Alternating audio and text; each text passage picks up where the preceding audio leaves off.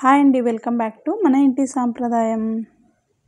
ఇవాల్టి రెసిపీ వచ్చేసి నిప్పట్లు చాలా క్రిస్పీగా టేస్టీగా ఎలా తయారు చేసుకోవాలో చూద్దాం. ఈ నిప్పట్లు చల్లారిన తర్వాత కూడా క్రిస్పీగా టేస్టీగా రావాలంటే ఇలా తయారు చేసుకోండి. ఈ వీడియోలో చూపించిన విధంగా తయారు చేసుకున్నట్లయితే నిప్పట్లు ఎక్స్ట్రాగా కరకరలాడుతూ చాలా బాగా వస్తాయి. ఇలా తయారు చేసుకొని ఒక ఎయిర్ కంటైనర్ డబ్బాలో స్టోర్ చేసుకున్నట్లయితే ఒక 15 days దాకా నిల్వ ఉంచుకోవచ్చు. ఈవినింగ్ టైం స్నాక్స్ లాగా కానీ, అలాగే పిల్లల స్నాక్స్ డబ్బాలో వేసి ఇవ్వడానికి కానీ ఈ నిప్పట్లు చాలా బాగుంటాయి. ఇలా తయారు చేసి పెట్టినట్లయితే పిల్లలు కూడా చాలా ఇష్టంగా తింటారు. ఎలా తయారు చేసుకోవాలో ప్రాసెస్ చూసేద్దాం. ముందుగా స్టవ్ వెలిగించి కడాయి పెట్టుకొని అందులోకి ఒక 2 tablespoon స్పూన్ దాకా పల్లీలు వేసుకోవాలి. ఈ పల్లీలని స్టవ్ని లో ఫ్లేమ్లో ఉంచుకొని దోరగా వేయించుకోవాలి. కావాలంటే మీరు పచ్చిగానే తీసుకోవచ్చు, కాకపోతే వేయించుకొని తీసుకోవడం వల్ల ఫ్లేవర్ అనేది చాలా బాగుంటుంది. ఇలా పల్లీలని మంచి కలర్ వచ్చేంత వరకు వేయించుకొని ఒక ప్లేట్లోకి తీసేసుకోవాలి. అలాగే అదే కడాయిలోకి ఒక 2 tablespoon దాకా పుట్నాల పప్పును కూడా వేసుకొని వేయించుకోవాలి. మరి ఎక్కువ మంట మీద వేయించుకున్నట్లయితే తొందరగా మాడిపోతాయి, అందుకని స్టవ్ని లో ఫ్లేమ్లో ఉంచుకొని చిన్న మంట మీద వేయించుకోవాలి. ఇందులో ఉన్న పచ్చివాసన అంతా పోయేంత వరకు 1 నిమిషం పాటు వేయించుకొని తీసుకోవాలి. ఇవి కొంచెం చల్లారిన తర్వాత ఒక మిక్సీ జార్ తీసుకొని అందులోకి మనం ముందుగా వేయించిన పల్లీలను పొట్టు తీసుకొని ఇందులోకి వేసుకొని, అలాగే పుట్నాల పప్పును కూడా వేసుకోవాలి. అలాగే ఇందులోకి ఒక 4-5 దాకా ఎండుమిరపకాయలను కూడా వేసుకొని మరి మెత్తగా కాకుండా కోర్స్గా మిక్సీ పట్టుకోవాలి. చూడండి, ఈ వీడియోలో చూపించిన విధంగా కోర్స్గా మిక్సీ పట్టుకొని తీసుకోవాలి. ఇలా మిక్సీ పట్టుకొని పక్కన ఉంచండి.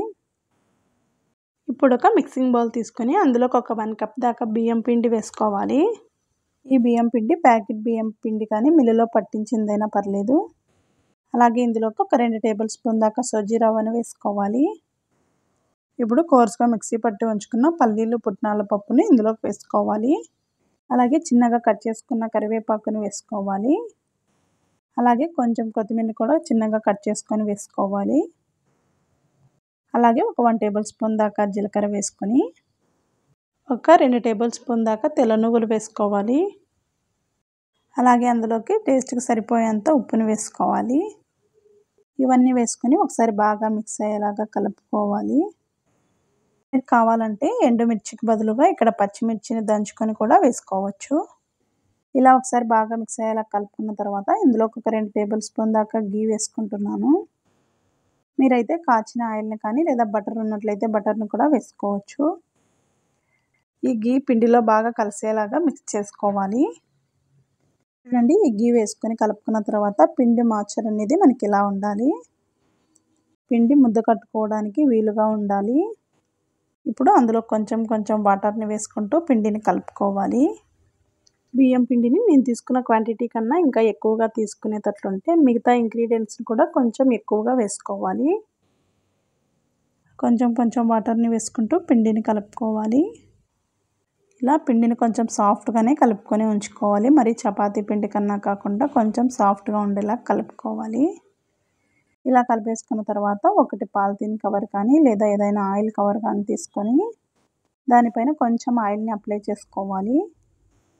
ఇలా ఆయిల్ని అప్లై చేసుకోవడం వల్ల పిండి ముద్ద అనేది కింద అతుక్కోకుండా ఉంటుంది. ఇప్పుడు ఈ పిండిలో నుంచి కొంచెం పిండి ముద్దను తీసేసుకొని చిన్న బాల్స్ లాగా తయారు చేసుకోవాలి. నేను ఇక్కడైతే 4 బాల్స్ని తయారు చేసుకొని ప్రిపేర్ చేస్తున్నాను.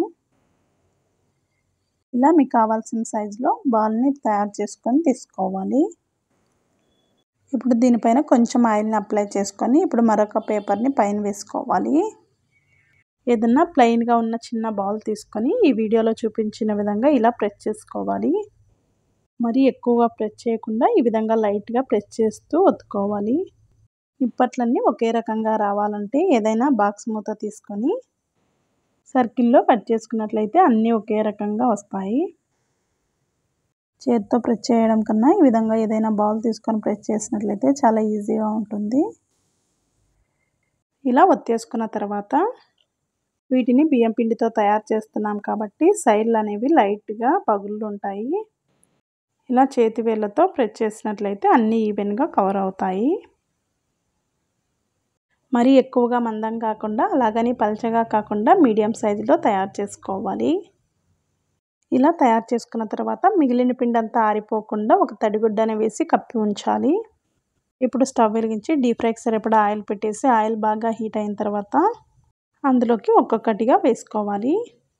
ఈ నిప్పట్లను ఫ్రై చేసుకునేటప్పుడు కడాయి కొంచెం పెద్దదిగా ఉన్నది తీసుకున్నట్లయితేనే చాలా ఈజీగా ఫ్రై చేసుకోవచ్చు. వేసిన వెంటనే కదపకుండా 1 నిమిషం తర్వాత మరొక సైడ్ టర్న్ చేసుకోవాలి. ఇలా 2 వైపులా టర్న్ చేసుకుంటూ మంచి కలర్ వచ్చేంత వరకు ఫ్రై చేసుకోవాలి. ఆయిల్ బాగా హీట్ అయిన తర్వాత స్టవ్‌ని మీడియం ఫ్లేమ్‌లో ఉంచుకొని మాత్రమే ఫ్రై చేసుకోవాలి. హై ఫ్లేమ్‌లో ఉంచుకున్నట్లయితే తొందరగా కలర్ వచ్చేస్తాయి కానీ సరిగ్గా వేగవు. ఇలా మంచి గోల్డెన్ బ్రౌన్ కలర్ వచ్చిన తర్వాత ఒక ప్లేట్లోకి తీసేసుకోవాలి. ఇందులోకి రవ్వను వేసుకొని తయారు చేసుకోవడం వల్ల నిప్పట్లు అనేవి ఎక్స్ట్రా క్రిస్పీగా వస్తాయి. ఇలా తయారు చేసుకున్న తర్వాత మిగిలిన పిండిని కూడా ఇదే విధంగా తయారు చేసుకొని తీసుకోవాలి. అంతేనండి, ఇలా తయారు చేసుకున్నట్లయితే నిప్పట్లు చాలా క్రిస్పీగా కరకరలాడుతూ చాలా బాగుంటాయి. ఈ నిప్పట్లని ఒకసారి మీరు కూడా తప్పకుండా ట్రై చేసి చూడండి ఎలా వచ్చాయో.